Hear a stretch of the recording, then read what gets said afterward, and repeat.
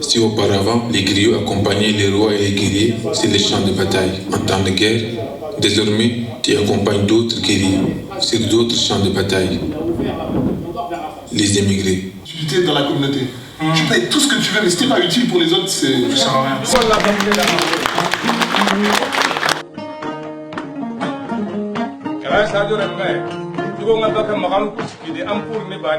Et c'est vrai que le fait qu'on soit amoureux de notre culture et tout, c'est que Gandal a une grosse part. Quand on parle de Ganda Fadiga, on peut en parler avec nos grands-parents, on peut en parler avec nos parents, on peut en parler avec nos enfants. Et c'est un sujet qui réunit tout le monde et qui met tout le monde d'accord et qui mettra encore tout le monde d'accord parce que ça traverse les générations. Je suis soniquée, mais je parle vraiment pas très bien soniqué pour l'instant.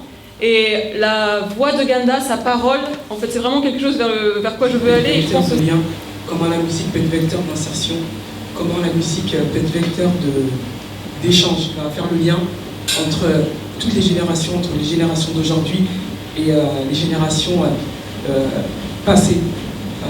On a ce lien qui va faire le lien de transmission, parce qu'aujourd'hui on est dans une époque où la transmission n'est plus aussi facile. Le marié, le père de la mariée, la famille, et ils arrivent et ils vont entendre que tiens, elle la mariée s'appelle Assa Traoré, ah Traoré, etc. Et c'est vrai qu'il y a toute une génération qui fait ce genre de choses et qui fait qu'aujourd'hui, parce que ancestralement ces métiers c'est des métiers nobles.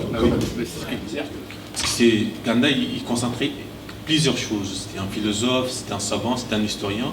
Il connaissait, c'est un savant tout court, il connaissait énormément de choses. Et quand on prend le temps de l'écouter, on se rend compte qu'il raconte énormément d'histoires. Parce qu'il partait aussi, il voyageait pour aller à la rencontre des gens, pour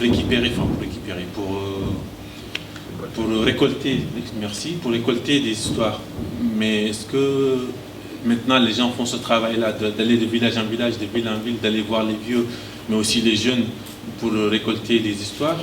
Je ne sais pas. Effectivement, Ganda est un griot international, même sa façon d'être. Je pense qu'il a marié une Alpulaar, il a marié une Bambara, il a marié une Soniké. Donc même sa façon de vivre, il était... Ouais, je pense que ça a été très riche, les échanges avec le public.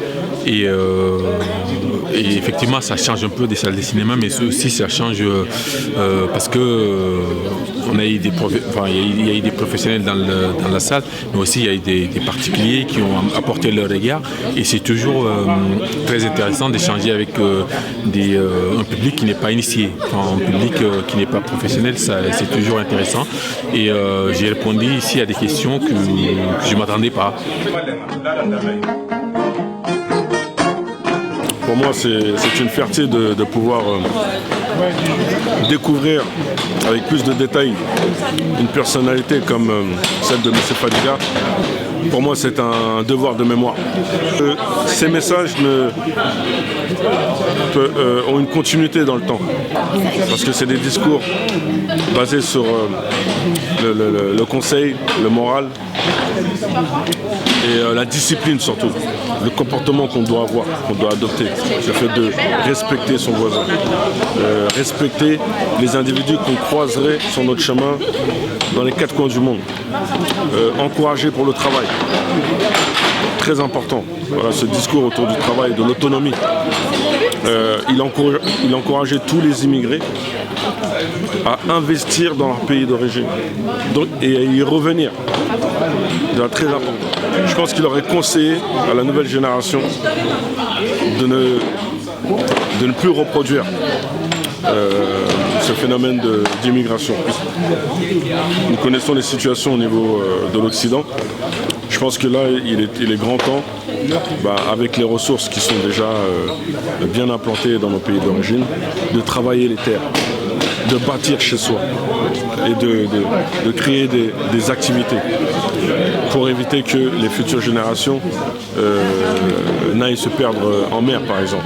Comme un célèbre rappeur a su le citer dans un de ses titres, noir et fier comme un soninché. Voilà.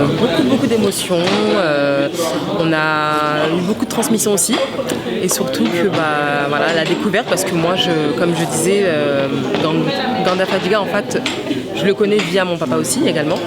Donc, du coup, je ne peux pas dire que j'écoutais du Ganda Fadiga, mais c'est vrai que c'est quelqu'un qu'on connaît sans vraiment le connaître, puisqu'on l'a entendu dans moi, je fais partie de ces gens. Entendez du Ganda, vous voyez des gens écouter du Ganda, mais sans avoir vraiment le courage de se poser un jour pour écouter. Et là, en ayant, en étant posé pendant 1 heure à connaître sa vie, ses propos, ça encourage. Ganda Fadiga, c'est une grande bibliothèque. Hein. J'ai envie de dire, c'est un lion et un lion ne meurt jamais. Il restera, il est là. Il sera toujours là parmi nous. J'étais très touché, ému, surtout la phrase de sa femme qui disait « Mon mari ne nous a jamais causé du tort ». En combien d'années de mariage. Et ce qui m'a ému, c'est de voir le cercueil de Ganda Fadiga et le monde autour de lui. Et en l'écoutant, je me suis retrouvé. Et le fait qu'on fasse un film sur sa vie, donc ça montre l'importance qu'il a pour moi et ça montre l'importance qu'il a pour tous ceux qui ont pu participer au documentaire. Donc il y a tous les membres de la 2e génération. Et donc après, il y a aussi, ça réunit toutes les générations parce que Ganda Fadiga, moi je peux en parler avec mon grand-père, j'en parle avec mes parents, je pense parler avec mes enfants plus tard. Et donc c'est un honneur et ça fait un plaisir de partager, de participer à ce projet-là. Et même encore à l'heure actuelle, je suis encore ému parce que j'ai du mal à trouver mes mots. D'habitude, je suis un peu plus fluide dans mes têtes. Moi, mes impressions, c'est que j'ai vécu une soirée géniale. Il n'y en aura pas deux. Et que moi, je fais partie des gens pour qui la transmission est essentielle. Sans transmission, on ne peut pas fonctionner. C'est-à-dire qu'à un moment donné, il y a un arrêt, c'est-à-dire qu'il faut tout recommencer. Et pour moi, la transmission, c'est vital. Et donc, c'était un devoir, une obligation même, j'ai envie de dire, de transmettre ce film et de faire en sorte qu'un certain nombre d'entre nous puissent voir ce film et puissent en parler, que ça puisse être partagé.